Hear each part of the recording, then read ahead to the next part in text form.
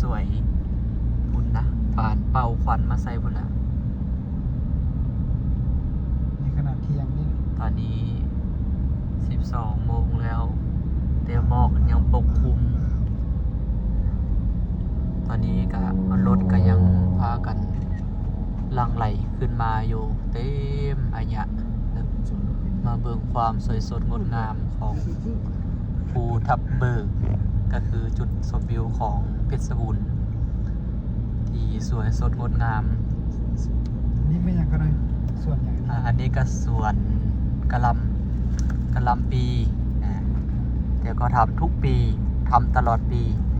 ส่วนหลายอยู่ในเขตหนาวเขตดินซุ่มเขาก็สิปลูกกะหล่ำปี อันนี้ก็พวกบิ๊กไบค์เป็นเบิ่งเส้นทางนะป้าตุ๊ก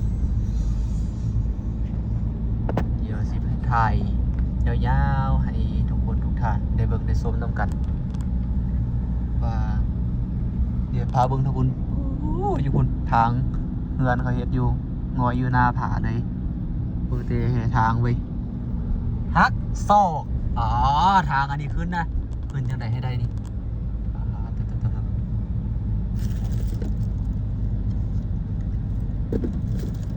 ต้องเราใส่เหยื่อต่ำลงไปเพราะฉะนั้นจะลงริ้วๆเลยเนาะลงฮอดรูปเลยแหละ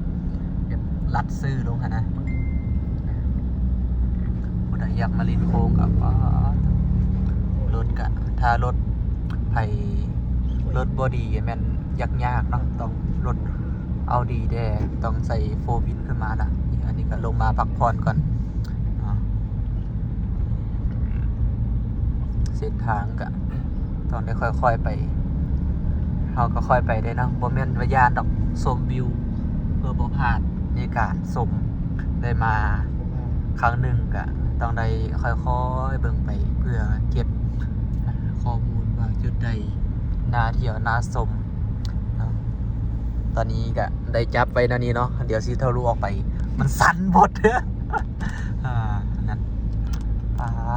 ตัวบรรยากาศบ่ให้เว้าเลยนะแต่ก็สิเว้าบ่อยากฟังก็หับฟังเอาเด้อ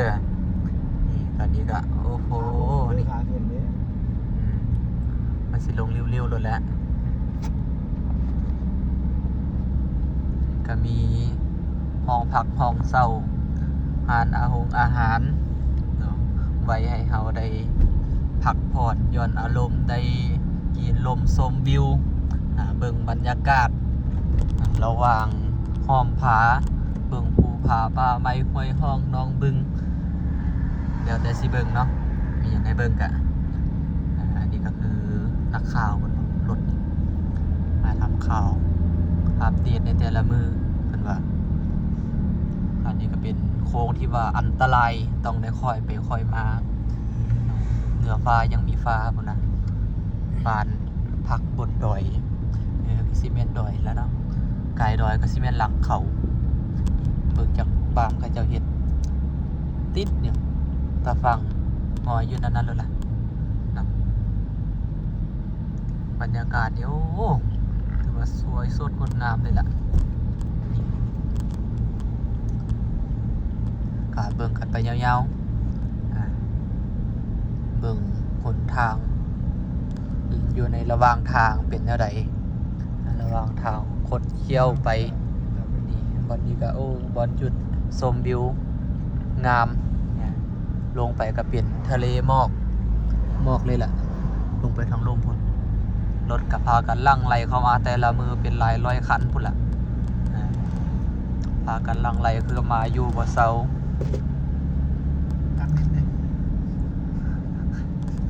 ถ่ายวิดีโอมันโดมงามแท้กันเลย ทางหน้านี่ก็โอ้ถ่ายรูปนะผู้ใดอยากให้เขาถ่ายรูปไปก็ถ่ายรูปได้เนาะแล้วก็ไปเอาอยู่ในเพจเขาทักไปคนทางวันนี้ก็หักซอกต้องได้ค่อยโค้งไปเนาะเพราะฉะนั้นจะไปพุ่นแล้วล่ะนี่บนทางโค้งโตพุ่นลงไปอีกโค้งอีกเนาะนี่ต้องคอยระวังวันนี้คือกัน เนี่ยลงมาแล้วเพิ่นว่าอย่าละคันนี้ไปมาแล้ว จะได้เงินอยู่ เรื่องเดียว หนังเบิดมือ เนาะ จะเดี๋ยวจะไปซื้อ ก็สิมีทายอยู่ตลอดเนี่ยนี่ เอาสู้สองนิ้วสู้สองนิ้วแล้วทักไปเอา อืม จือเฟซเพิ่นไว้เลย เฮ้ยถ่ายไปเรียบร้อยนี่ ครับ เขามีกล้องหน้ารถ ทางไปซื้อ อ่า ในการทักไปขอรูปจังสิ บรรยากาศ ไงครับ อืม เอารูปไปไว้นี่จะคือการเซ้งไอ้ อย่ารถมาทางหน้าไอ้ ไว้ เบิ่งรถ รถถังเก็บยึดกับเซียนจากเซียนมาเซียน โอ้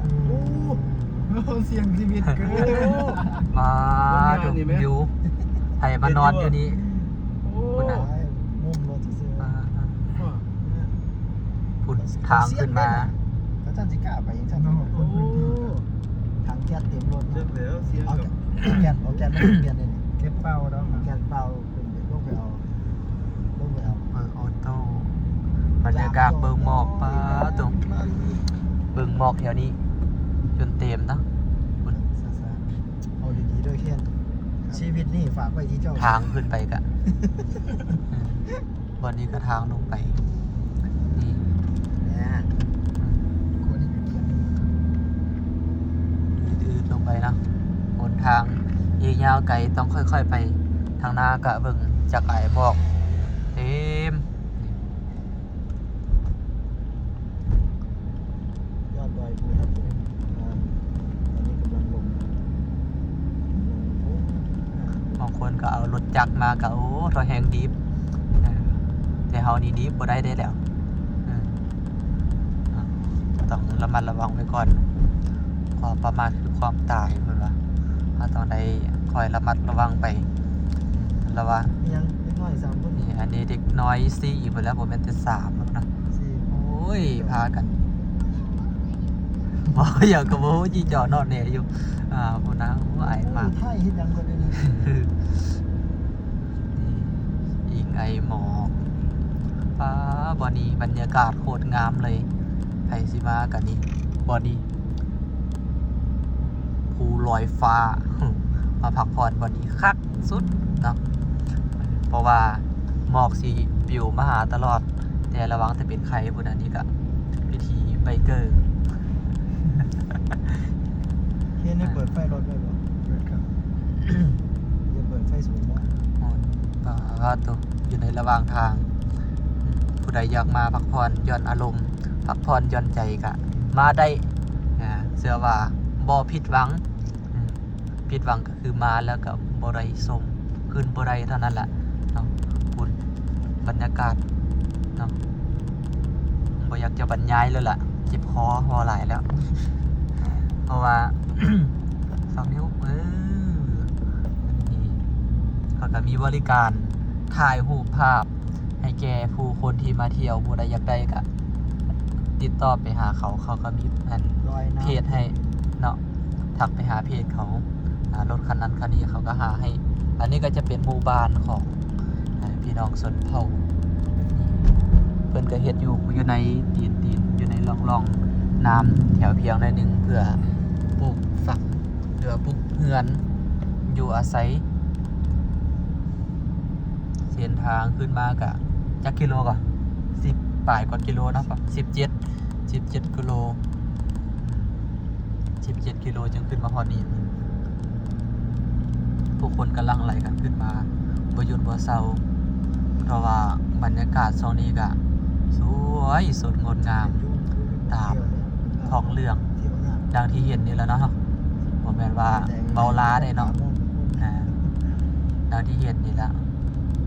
งามเป็นจังหวะงามถ้าบ่งามนี่คือสิบ่มีผู้ใดมาเพราะว่าเฮามาแล้วก็ได้ถ่ายให้ได้เบิ่งได้ชม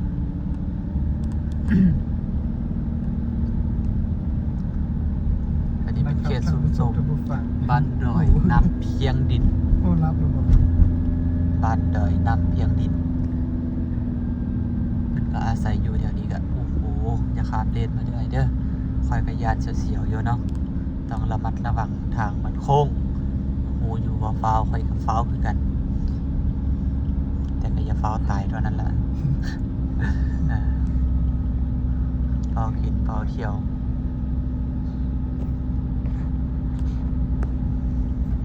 มาถึงแถวนี้แล้วก็ถือว่าเอาใครได้แล้วเนาะลงไปหน่อยหนึ่งก็จะมีอีกหนทางที่ขุดโค้งไปมา บรรยากาศมันเอาลงกันเลยลงบรรยากาศมันเย็น ข้างหน้าสิเย็นละหนาวละ ปิดแอร์ไว้ ใช่ปะ น้ำมันลงไปจังปิดไว้ กาซีไทยไปจนกว่าจะสุดทางเนาะผู้ใดเบิ่งจบแล้วก็กดไลค์กดแชร์ให้แน่ติดตามพร้อมเดี๋ยวนี้ก็ถือว่าเป็นจุดหนึ่งอีกที่ว่าจุดชมวิวที่สวยงามเนาะเพราะว่าป้าตัวผู้ใดจอดเบิ่งอยู่นี่ล่ะโอ้โหอายงบ่นี่เนาะหายหมอกที่กำลังจะโซยลงมาปิวมาให้เบิ่งให้ชมไซส์เกียร์ต่ำเห็นปะเพราะว่าบอดี้โค้งอันตรายเลยแหละเขาก็ค่อยๆไป เป็นเศษกินเบรกได้ กินน้ำมันบ่ กินเบรกบ่เนี่ย กินแอร์ เออ จ้ะ ให้ลงเขาเบร เนาะ กไว้ น่าจะกินเบรก บ่กินคิวๆนี่เหยียบคาเซ่ไว้บ่คือจังได๋ โดนเหยียบครับ อย่าเบรกปะ เบรกครับ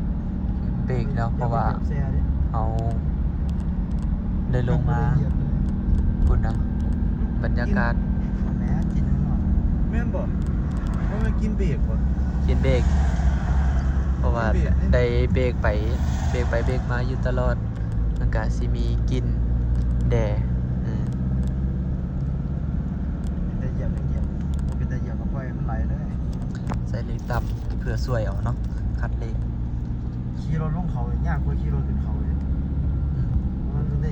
เหยียบแซ่ตลอดนะ คุณบรรยากาศนี่โอ้ยเนาะความงามพุ่นเดี๋ยวนี้แห่งถือว่าลงมาหาเฮาพุ่นล่ะก็สิถ่ายทางใดเนาะทางใดก็ทางมามันหวานเฮาก็ยก2นิ้วให้เลย เขาต้องทำใจ อย่า ขี่ ไท รถ ย ขึ้นเขาต้องทำใจ 24ถ้าต้องทักไปหาบอนนี้ก็เปลี่ยนบอนให้เลี้ยงแกะฟาร์มแกะภูทับเบิกผู้ใดมานี่ก็ต้องได้จอดนี่แต่เฮาบ่จอดเฮามีฟ้าวไปก็หลายคนเบิ่งอยู่บรรยากาศมาถ่ายรูปอยู่นี่ก็2ผู้บ่าวสาวมันก็ถ่ายรูปแคปเจอร์ไปลงเฟซนะเพื่อเอายอดไลค์ยอดแชร์ยอดวิวก็ว่ากันไป ครับ วันนี้ก็คือกันนั่งแอดแต่ก็ต้องระวังในหงายเงิบลงไปกันเพราะว่าประกันเนาะประกันกันเขารับประกันแต่บ่รับประกันชีวิตตายแล้วก็แล้วประกันภัยได้แต่บ่ได้ให้รับประกันชีวิตเนาะอันนี้ก็โอ้เส้นทางกำลังจะลงทางพูนก็เป็นหมู่บ้านเรือนซานบ้านซ่องของพี่น้องปอกไปเนาะที่อยู่ทางลุ่มเบิ่งขึ้นมาก็เห็นภูทับเบิกถือว่าเป็นภูที่สูงกว่าหมู่สูงกว่าหมู่พุ่นล่ะเนาะแต่บอนนี้ก็เบิ่งหนทางดูหักศอกอีโอ้ยเมียเอ้ยนะต้องค่อยๆเนาะการไปกันมาการใส่ถนนหนทางเพราะว่าจะไปจะมาก็ให้มีสติระวังตัว นั่นนี่ อันนี้ก็คือสีพักผ่อนหย่อนอารมณ์เนาะ รถ เนื่องจากว่า ลูกประจำ อื่นมาหลายแล้วก็ ใส่ร้อย อยากเมื่อย ใส่ เด้ ร้อยมีตะเกียบ อันนี้ก็กำลังจะลงไดฮอดครึ่งทางไปแล้วเนาะถ่ายติดปะอันนี้ก็เป็นบอลถ่ายมูเอาจะถ่ายมาเป็นถ่ายกับอย่างไรก็ติดต่อเด้อใส่เกียร์ตามอีกแล้วบอลนี้แม่น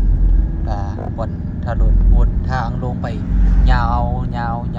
แล้วก็โค้งบางคนบางท่านก็มาฮอดนี่ก็หยุดแล้วก็ถ่ายรูปนะหยุดแล้วก็ถ่ายรูปนี่ก็มีหลายผู้หลายคนเพิ่นก็มาหยุดแล้วก็ถ่ายรูปเบิ่งวิวบนนี้เพิ่นก็ว่างามเนี่ยก็มีให้ ไปได้จะไปซุ่ม ถ่ายรูปอยู่ตลอดเนาะอยู่แถวนี้ แซ แล้ว ง ก็ โค้งไปเลยเนาะ แถวนี้ก็คือสิเป็นโค้งหมดแล้วนะก็มี มันมีรถข้างหน้ามันไปเลยนะ หนทางอันนี้เขาก็เฮ็ดกำลังจะเฮ็ดสวนเนาะเฮ็ดสวนของเขาก็คิวอยู่แล้วเพราะว่าใส่เบรกหลายปกตินี่แหละ ก็สิได้ใส่เกียร์นึงนะ ใส่เกียร์หนึ่งเขาเบรกหลายแล้วมันคิวเอาบนมีน้ำให้ปุ่ม เอาอยากไปใส่เกียร์ ที่สองก็ได้อยู่ไอเบิ่งแต่หนทางแล้วเนาะจะสิทายไปบน ไปใส่เกียร์คนตัด นี่กรุงเทพมหานคร วันนี้ก็เป็นหนทางที่ว่าพออายขึ้นหรือออกจากตรงนั้น น้ำมันหนาว แห่หนาวบ่หมอกเข้าบ่ตัวนครนะหลายแท้วันนี้ก็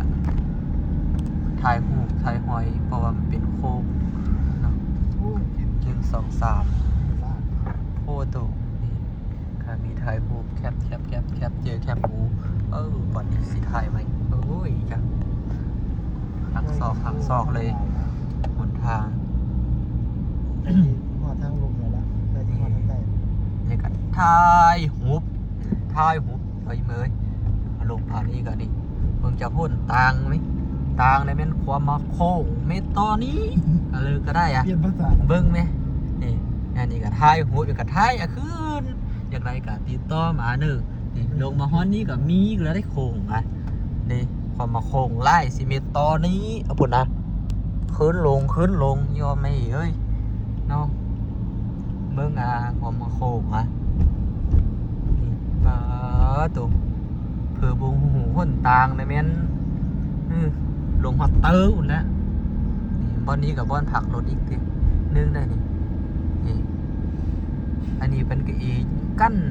เจือกโบอันนี้เนาะนี่อันนี้ก็ถ่ายหูอยู่แหละอันนี้กันเนาะนี่มักเมาฟอโต้เมาก็มาถ่ายหูแบบนี้กัน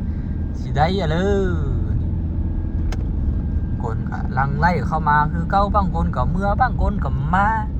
จากแนวลือละเนาะแต่ก็ยังเฮี้ยนเม็ดมือวิวเม็ดความมึงงาม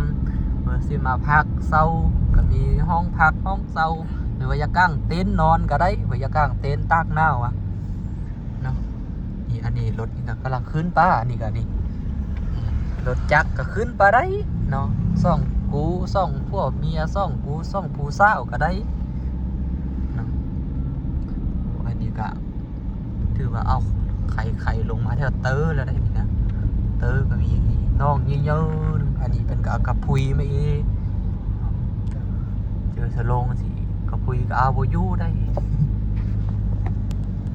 เอาก็ไปต่อเนาะก็ถือว่าลงมาครึ่งนึงแล้วได้สำนี้นะไกลจะเบิดแล้วบ่อันที่ว่าเปลี่ยนโค้งไปโค้งมานี่ก็ถือว่ายังหลายคนอยู่ที่ว่าเดินทางมาเบิ่งมาส้มแล้วเนาะเนี่ยมันงามเด้ไผก็อยากมาแล้วเนาะถ้าบ่งามไผก็บ่มาเนาะไกลส่ำใดก็มานะยากส่ำใดก็ไปเบิ่งแต่หนทางน่ะยากบ่ยากนี่ไรเดอร์ก็มาส่งฮอดพีเลยเนาะ ตำเดือดต้องเจอหอดหอดตำเดือดมากตำ นี่อังลิกาไทยโหเป็นกะยกนิ้วเฮ้ได้บ่ทันยังบ่อาดเฮ้ยเก้าออโต้โมเมนต์ปอโต้นี่เนาะสปาก้อน ไปดู อย่าปลากับปลาก้อนแซงปะเถา ให้เบ้น เนาะ ได้ มาเต้นระยองอุ่นได้รถเบนซ์สักกะแซงสิเท่าฟ้าปลากับปลาก้อนก้อยปลาเนี่ยเหลือฮ้อนเฮือนคือเดียวเลย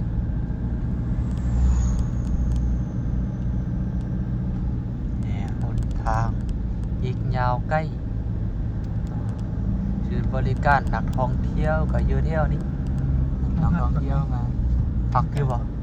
กับบัวไล่เราได้แถวนี้เราได้ ต้องเบรก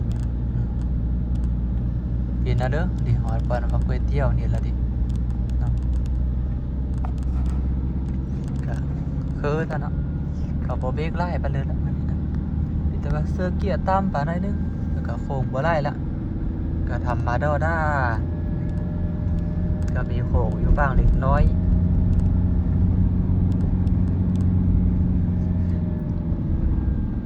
รับเป็น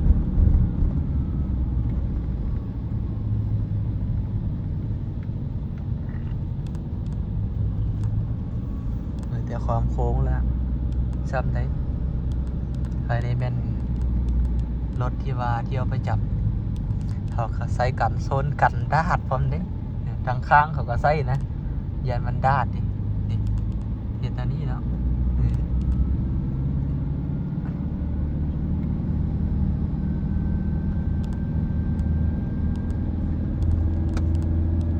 เบิ่งภูเขากะภูเขาสูงแถวๆนี้แหละมันต่ำกว่าตัวนั้นละพัดครึ่งนึงครึ่งน้อยแหละเนาะครึ่งน้อยแต่ก็ ทักกัน บ่มีลูกไปกระซีฮอดแล้วนี่ลงแถวนั้นมันเบิดเบรกแล้วได้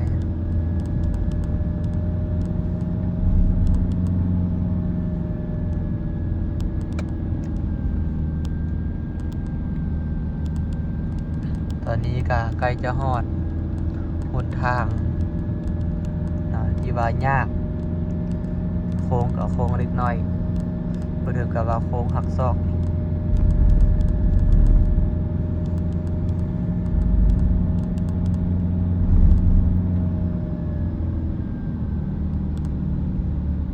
แถวนี้ก็บ่มีฮานแหละเนื่องจากว่าไก่โพดเนาะมันก็ไปฮอบเดียวเลยเพราะว่าตะกี้ก็พักก่อน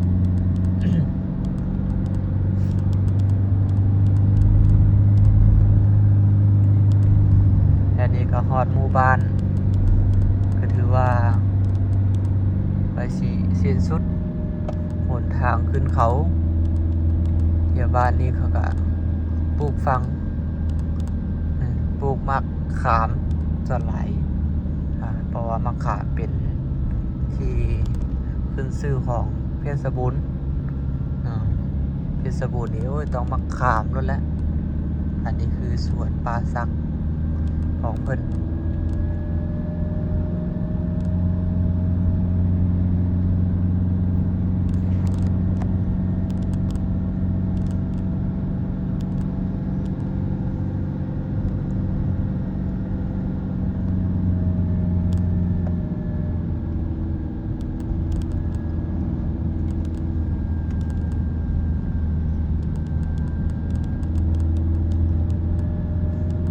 ทางโค้งก็บ่หลายแล้วเนาะเดี๋ยวรถก็ยังพากันขึ้นมาหลายๆบ่หยุดบ่เซาล่ะบ่ว่าจะเป็นรถใหญ่รถน้อยขึ้นมานะรถกระโปรงกระป๋องนี่ก็ขึ้นมาแต่ก็ต้องเป็นรถแห้งเลยนะรถแรงรถไม่แรงขึ้นไม่ได้ครับรถต้นแรง20ร้อยลงมาตอนนี้ก็ลงหาเพียงเลยก็ถือว่าฮอดเพียงแล้วตอนนี้ก็จบคลิปเพียงเท่านี้ฝากกดไลค์กดแชร์กดติดตามให้ด้วยนะครับติ๊ง